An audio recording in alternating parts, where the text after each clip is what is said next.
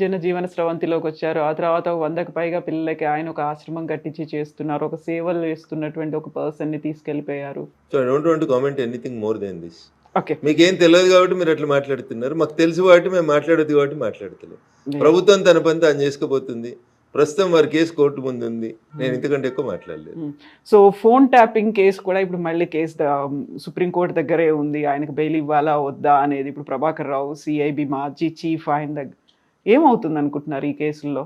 Judge గారు ఏం చెప్తే జరుగుతుంది. Oh no not that bail case, overall గా ఏం జరగబోతుంది? ఏం ఫోన్ ట్యాప్ జరగదు. ఏం జరగదు. ఏం జరగదు. ఇలాగే స్టేటస్ కోర్ అట్లనే ఉంటుందా? సినిమాలు నడిచినట్టు పుష్ప 1, పుష్ప 2, పుష్ప 3 నడిచినట్టు, లేకపోతే కోడలు దిద్దిన సంసారం, అత్త దిద్దిన సంసారం అని తెలుగు సీరియల్ టీవీలలో నడిచినట్టు, అట్లా పేపర్ వాళ్ళకి వార్తలు అయినప్పుడు ఒక బ్రేకింగ్ అన్నట్టు, అది ప్లేట్ బ్రేకింగ్. రఘునందన్ రావుకి నోటీసులు ఇచ్చిన సిట్ అంతే. ఇంకా ఏమైనా జరిగేది ఉంటే 2 ఏళ్ళకెళ్ళి ఎందుకు జరగలేదు? బువ్వ ఉడికిందా లేదా 2 మెతుకులు చూస్తే తెలుస్తుంది. ఈ ప్రభుత్వం ఏం చేస్తుందా చేయదా అనేది గరనే పడుతుంది కదా. 2 ఏళ్ళకెళ్ళి దిగుతూనే ఉన్నారు కదా. 1వ సిట్టు, 2వ సిట్టు, 3వ సిట్టు, 4వ సిట్టు, ప్రభుత్వం పోతుంది, అయిపోతుంది. ఇంకో 3 ఏళ్ల పడేది ఇట్లనే కంటిన్యూ అవుతుందా? అంతకంటే గొప్పగా ఏమవుతుందని మీరు కలగంటారు. చెప్పురు, నేను చెప్తా. ఏం చేయగలుగుతారు వాళ్ళు? ఏం చేయలేరు. ఎందుకంటే ఇప్పుడు వాళ్ళు కూడా ట్యాపింగ్ చేస్తారు కాబట్టి. మీది అవుతుందా? అవుతుంది, డెఫినెట్గా అవుతుంది. నా ఫోన్ ట్యాప్ కదని మీరు ఎందుకు అనుకుంటారు? అప్పుడు వాళ్ళు చేసిరు, ఇప్పుడు వీళ్ళు చేస్తున్నారు. కాకుండా మీరు ఇప్పుడు బీజేపీ ఎంపీగా ఉన్నారు, ఇక్కడ ఉన్నటువంటి రాష్ట్ర ప్రభుత్వం అయితే ఏమవుతుంది? అప్పుడు బీజేపీ రాష్ట్ర అధ్యక్షుడు ఉన్న బండి సంజయ్ ఫోన్ ట్యాప్ చేయలేదా? కిషన్ రెడ్డి గారు ఫోన్ ట్యాప్ చేస్తలేరా? చేస్తూనే ఉంటారు అంతే. వాళ్ళకి నచ్చకపోతే అది ఒక రకమైనటువంటి ఇది అన్నట్టు, పోలీసులు చేసేటువంటి ఒక డ్యూటీ అది అంతే. సో మరి మీరెందుకు కంప్లైంట్ చేయలేదు? లేకుంటే దానికి సంబంధించి మీరు అందరికంటే ముందు మాట్లాడింది నేనే. ఇప్పుడు మీద అవుతోంది, ఇప్పుడు కూడా అవుతోంది అని చేస్తలేమో అంటారు, చేస్తలేమో అని చెప్తారు అంతే. ఏం చేస్తారు ఇంకా అంతకంటే? అప్పుడు పాత ప్రభుత్వం అదే చెప్పింది, ఇప్పుడు ఈ ప్రభుత్వం కూడా అదే చెప్తుంది. దాంట్లో తేడా ఏముంటుంది? ఏముండదు. సో ఈ కేసులు ఇవన్నీ ఎప్పుడు బయటకు వస్తాయి? మరి ఇప్పుడు జరిగేటువంటి ఏం బయటకు వస్తాయి అనుకుంటారు మీరు? ఏం జరగదా? ఏం బయటికి రావు, ఎవరిని ఉరి తీయరు అంతే. వాళ్ళు వీళ్ళని తిడతారు, వీళ్ళు వాళ్ళని తిడతారు. వాడు కొట్టినట్టు చేస్తాడు, వీడు ఏడిచినట్టు చేస్తాడు. అంతకుమించి వాళ్ళిద్దరు ఏం చేసేది ఉండదు. కాంగ్రెస్ టీఆర్ఎస్ రెండు తోడు దొంగలే. ఏం చేయలేరు వాళ్ళు, ఏం చేయరు. ఏమన్నా చేస్తే మేము అధికారంలోకి వచ్చినాక చేస్తాం. వాళ్ళని ఇద్దరిని మడతేస్తాం, మేమే ఇస్తాం. కేవలం రాజకీయంగా టైం పాస్ అంతేనా? ఇప్పుడు టీఆర్ఎస్ చేసిందంటే ఇప్పుడు కాంగ్రెస్ చేస్తుందని. వేరే పార్టీలలో ఉన్నటువంటి రాజకీయ నాయకుల్ని వేధించేందుకు వాడుకునేటువంటి ఒక వెపన్ అది. అంతకుమించి వాళ్ళు చేసేది ఏమి. So Congress party 2 years complete చేసుకుంది ఇక్కడ గవర్నమెంట్ని, రేవంత్ సర్కార్. ఏమనిపించింది ఈ 2 ఏళ్ల పాలన మీకు? మళ్ళీ 20 ఏళ్ళ దాకా అధికారంలోకి రాకుండా పాలిస్తున్నాడు. మళ్ళీ 20 ఏళ్ళు ఎవడు చేయి గుర్తు కోట వేయకుండా పరిపాలిస్తున్నాడు. మళ్ళీ నెక్స్ట్ కూడా మేమే వస్తాము అనేటువంటి మాటను బహిరంగ సభల్లో ఆయనే చెప్తున్నారు. అట్లా చెప్పకపోతే ఏం చెప్తారు? రేపే మా ప్రభుత్వం పడిపోతుంది అని చెప్తారా? అట్లా చెప్తే ఈ 3 ఏళ్ళు కూడా నడవదు కదా సంసారం. ఓకే, రేపు చచ్చిపోయేటాడు కూడా రేపు నేను ముఖ్యమంత్రిని అవుతానే చెప్తాడు. అట్లా చెప్పడం అనేది ఆశ అంతే, అట్లే చెప్తారు. అంతేగాని రేపు మేము మళ్ళీ అధికారంలోకి రామని చెప్పిండి అనుకోరు రేవంత్ రెడ్డి గారు. ఈ 3 ఏళ్ళు గవర్నమెంట్ నడుస్తుందా? చెప్పు, నడవనియరు. అందుకని అట్లే చెప్పాలి. ఆ కుర్చీలో మీరు కూర్చుంటే కూడా అదే చెప్తారు. ఇంకో గంట అయితే పదవి వీకేస్తారంటే కూడా నేనే ముఖ్యమంత్రిని అని చెప్తారు. కర్ణాటక చెప్తలేరు, సిద్ధరామయ్యను శివకుమార్. ఎప్పుడు మారుతుందో తెలియదు. మ్యూజికల్ చైర్స్ అట్లే చెప్తూనే ఉంటారు వాళ్ళు, ఇద్దరు చెప్తూనే ఉంటారు. అధిష్టాన నిర్ణయమే తుది నిర్ణయమే. వెరీ రీసెంట్గా జరిగింది ఫోన్ ట్యాపింగ్ ఇష్యూ అనేది. దాంట్లో హరీష్ రావుని వెరీ ఫస్ట్ టైం సిట్ పిలిచింది. సో ఆయన బాధితుడు అనేది ఈ మధ్యలో ఇప్పుడు వస్తున్నటువంటి లీక్స్ అంటారా మీరు, లేకపోతే ఉన్నటువంటి ఊహాగానాలు? యాక్చువల్గా బాధ్యుడు ఆయనే అని పిలిచారు అనేది నిన్నటి దాకా రన్ అయింది. హరీష్ రావు కూడా అదే మాట చెప్పారు. సో ఇదంతా ఒక సొల్లు పురాణం అన్నప్పటికీ కూడా, సో అక్కడ హరీష్ రావువే బాధితుడు, ఆయనతో పాటుగా ఆయన సిబ్బంది వీళ్ళందరూ కూడా అందులో ఫోన్ ట్యాపింగ్లో ఉన్నారు అనేది.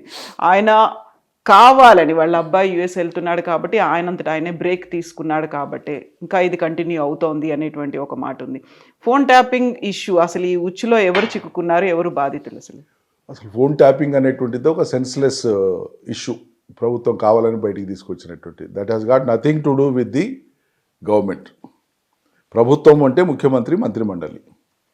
ముఖ్యమంత్రి మంత్రిమండలికి సంబంధం ఉండదు. ఒకవేళ జరిగిందా జరగలేదా అనే అంశం నేను ఆ చర్చలోకి పోను, ఫస్ట్ ఆఫ్ ఆలే చెప్తున్నాను. ఇది అడ్మినిస్ట్రేటివ్ పాలసీలో భాగంగా సంబంధిత చట్టపరంగా ఇండియన్ టెలిగ్రాఫ్ యాక్ట్ ప్రకారంగా అక్కడ ఉండేటువంటి వాళ్ళు ఇచ్చేటువంటి పర్మిషన్ను బట్టి వాళ్ళు చేస్తారు ఆయా సందర్భాల్లో అనేటువంటిది కేంద్ర రాష్ట్ర ప్రభుత్వాలు ఈ దేశంలో అనుసరిస్తున్నటువంటి విధానం. నేను ఇవాళ ఆన్ రికార్డ్ మీకు చెప్తున్నాను ఈ టీవీ ఇంటర్వ్యూ సందర్భంగా, మీ ఇంటర్వ్యూ సందర్భంగా, even today the present government వాళ్ళకు సీక్రెట్ సెల్ అనేటువంటి దాన్ని పెట్టుకొని దాని ద్వారా even today they are tapping the phones. మీది కూడా ఉందా అందులో? పాడు మీ ఫోన్ కూడా ఉందా లేదా నేను మాట్లాడాను.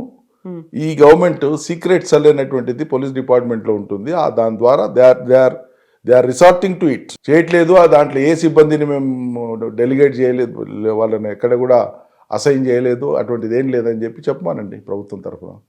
సో గతంలో అయితే కేసీఆర్ కానీ ప్రభుత్వం కానీ చేయలేదు, బట్ ఇప్పుడు మాత్రం ప్రభుత్వం 100%. గతంలో నేను ఏమంటున్నానంటే కేసీఆర్కో లేకుంటే కేసీఆరే ముఖ్యమంత్రి, తర్వాత హోంశాఖ మంత్రి, ఇంకెవరైనా మంత్రులు వీళ్ళు ఆదేశించి ఇది మీరు చేయండి అని చెప్పడానికి ఉండదు ప్రభుత్వంలో అంటున్నాను నేను. కానీ వీళ్ళు చేయకూడని పనులు ఇప్పుడు చేస్తుండే సర్కార్లు, నేను అనేది అది. రెండవది, హరీష్ రావు గారు చాలా క్లియర్గా చెప్పినారు అక్కడ ఏం మాట్లాడిండ్రు ఏం మాట్లాడేదని ఊహాగానాలో లేకుంటే ఎవరిది వచ్చింది వాడు మాట్లాడేది. కానీ మీరు మాట్లాడిన మొత్తం సంభాషణ, అన్ని గంటలు జరిగిన సంభాషణ, ప్రశ్నలు జవాబులు లైవ్లో ఆ వీడియో మొత్తం ప్రజలకు చూపండి అని అన్నాడు కదా. అంతకంటే ఓపెన్ ఛాలెంజ్ ఏముంటుంది? రికార్డ్స్ బయట పెట్టండి, అంతకంటే ఓపెన్ ఛాలెంజ్ ఏముంటుంది? ఆయన ఆడి బ్రేక్ తీసుకుంటూ లేకుంటే ఇవన్నీ ఎందుకు? ఒకటి, ఆయన బాధితుడు కాదు, లేకుంటే ఆయన బాధ్యుడు కాదు. ఆయనతో పాటు మిగతా వాళ్ళు ఎవరు కూడా బాధ్యులు కాదు, బాధితులు కాదు. ప్రభుత్వాలు నడిపేటువంటి క్రమంలో ముఖ్యమంత్రి ఆజ్ఞకు కానీ ఉత్తర్వులకు కానీ సంబంధం లేకుండానే స్టేట్ను నడిపేటువంటి క్రమంలో అవసరమైన మేరకు ఇన్ఫర్మేషన్ ప్రొక్యూర్ చేసే క్రమంలో వాళ్ళు ఏ పద్ధతుల ద్వారా ఎట్లా చేస్తారో అది వాళ్ళకు ఒక డెవలప్డ్ సిస్టమ్ ఉంది గవర్నెన్స్లో.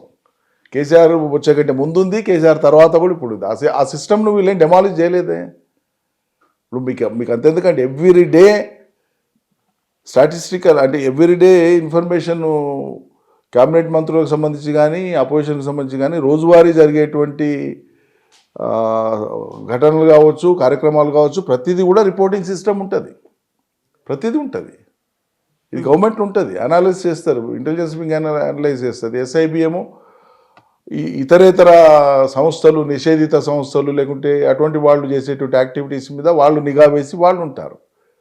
మీకు ఎప్పుడైనా కోర్టులో ఒక ప్రొటెక్షన్ ఉంది, ఎవిడెన్స్ యాక్ట్లో ప్రొటెక్షన్ ఉంది, లీగల్ ప్రొటెక్షన్ ఉంటుంది. On credible information we have apprehended so and so fellow అని రిమాండ్ రిపోర్ట్లో రాస్తారు. ఏ క్రెడిబుల్ ఇన్ఫర్మేషన్ నీకు ఎవరు ఇచ్చిందని కోర్టు కూడా అడగడానికి లేదు.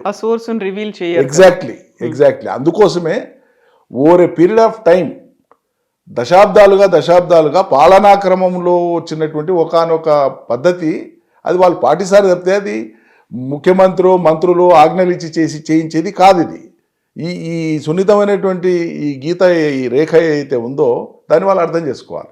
అది కేవలం పోయిన సర్కార్ మీద నింద మోపడానికి ఒక ఎఫర్ట్గా వాళ్ళు దాన్ని ఒకటి పెట్టి వాళ్ళు ఇచ్చినటువంటి హామీల మీద చర్చ జరగకుండా ఉండడం కోసం ఫోన్ ట్యాపింగ్ అనేటువంటి ఒక ఇష్యూని తీసుకొచ్చి ముందుకు పెట్టేస్తున్నారు. నేను అనుకోవడం అయితే అంతకుమించి ఏం లేదని. సో 7 గంటల సేపు జరిగినటువంటి విచారణలో హరీష్ రావు ఒక మాట చెప్పాడు, నాకేం సంబంధం లేదు, నేను హోమ్ మినిస్టర్ని కాదు కదా అనేది. సో హోమ్ మినిస్టర్ కావాలని చేయించాడు అనేది ఆయన ఇండైరెక్ట్ గా చెప్పాడు అనే ఒక మాట. ఒకవేళ ఉత్తర్వులు ఇవ్వాల్సి వచ్చినా, మౌఖికంగా ఇవ్వాల్సి వచ్చినా పోలీసులు ముఖ్యమంత్రి హోంమంత్రి ఇచ్చేటువంటి ఉత్తర్వులను పాటిస్తారు తప్పిస్తే ఆ శాఖకు సంబంధం లేని మంత్రులు ఉత్తర్వులు ఇవ్వలేరు కదండి. స్టాండింగ్ ఆర్డర్స్ పనిచేయవు కదా అట్లా ఇస్తే కూడా. బట్ హరీష్ రావు మీదే 2 రకాలుగా ఇప్పటిదాకా ఫోన్ ట్యాపింగ్ అనేది ముఖ్యమంత్రో లేకపోతే హోమ్ మినిస్టరో ఇంకొకరో, ఇప్పుడు ఎస్ఐబి చీఫ్ ఆయన్ని ప్రభాకర్ రావు గారిని అరెస్ట్ చేశారు, ఇప్పుడు ఆయన సుప్రీంకోర్టు దగ్గర ఉన్నారు, బెయిల్ వస్తుందా లేదా, ఇవన్నీ కాకుండా కేవలం హరీష్ మీద ఎందుకు పడింది? ఇప్పుడు హరీష్ ప్రభుత్వం దృష్టిలో మెయిన్ టార్గెట్ కదండి. ఇప్పుడు హరీష్ బొగ్గు కుంభకోణానికి సంబంధించినటువంటి అంశం లేవనెత్తిన రోజే కదా ఆయనకు నోటీస్ వచ్చింది. ప్రతిరోజు రాష్ట్ర ప్రభుత్వం యొక్క వైఫల్యాలను ఆధారాలతో పాటు అవి ఆర్థికపరమైన అంశాలు కావచ్చు, లేకుంటే వివిధ స్కీములు కావచ్చు, వివిధ స్కాములు కావచ్చు, కాంగ్రెస్ ప్రభుత్వం తీసుకొస్తున్న అన్నింటి మీద వరుస పెట్టి మాట్లాడుతున్నది, ఆధారాలతో పాటు ఎండగడుతున్నది హరీషే కదా. ఓవైపు కేటీఆర్, ఓవైపు హరీష్. మిగతా రాజకీయ నాయకత్వం ఎట్లాగో అదే విషయాలు మాట్లాడతారు ఉన్నటువంటివి. కాబట్టి డెఫినెట్గా గవర్నమెంట్కు ప్రతిపక్షంలో ఆయనే టార్గెట్ అవుతాడు కదా.